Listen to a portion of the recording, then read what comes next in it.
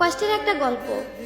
একটা ছেলে আর একটা মেয়ে 2 বছর রিলেশন করার পর হঠাৎ একদিন মেয়েটা ছেলেটাকে বলল, আচ্ছা একটা কথা বলি। ছেলেটা বলল, বলো। মেয়েটা বলল, রাগ করবে না তো? ছেলেটা বলল, না। মেয়েটা বলল, আমাকে ছেড়ে যাবে না তো? ছেলেটা বলল, কখনো যাব না। মেয়েটা বলল, ভুল বুঝবে না তো? ছেলেটা বলল, না, বুঝবো না।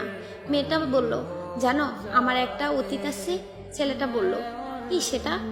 মেয়েটা বলল, আমাকে রেপ করা হয়েছে। ছেলেটা বলল, কি? মেয়েটা কেঁদে কেঁদে বলল, এবার তুমি আমায় খারাপ ভেবে হয়তো আমাকে ছেড়ে চলে যাবে। ছেলেটা মেয়েটাকে অনেক জোরে একটা থাপ্পড় দিল। মেয়েটা বলল, চলে যেতে পারো, আটকাবো না। এ বলে মেয়েটা কেঁদে কেঁদে চলে গেল। কিছুদিন পর হঠাৎ একদিন ছেলেটি মেয়েটিকে ফোন করলো। মেয়েটি বলল, হ্যালো। ছেলেটা বলল, একটু দেখা করবে? মেয়েটা বলল, কোথায়? ছেলেটা বলল, আমরা যেখানে দেখা করতাম। মেয়েটা বলল, আচ্ছা। ছেলেটি আগে থেকে এসে মেয়েটির জন্য অপেক্ষা করতেছে। কিছুক্ষণ পর মেয়েটি আসলো। মেয়েটি বলল, কিসের জন্য আসতে বলছো? ছেলেটি বলল, চোখ বন্ধ করো। মেয়েটি বলল, কেন? ছেলেটা বলল, এত প্রশ্ন করো কেন? মেয়েটা বলল, আচ্ছা চোখ বন্ধ করলাম।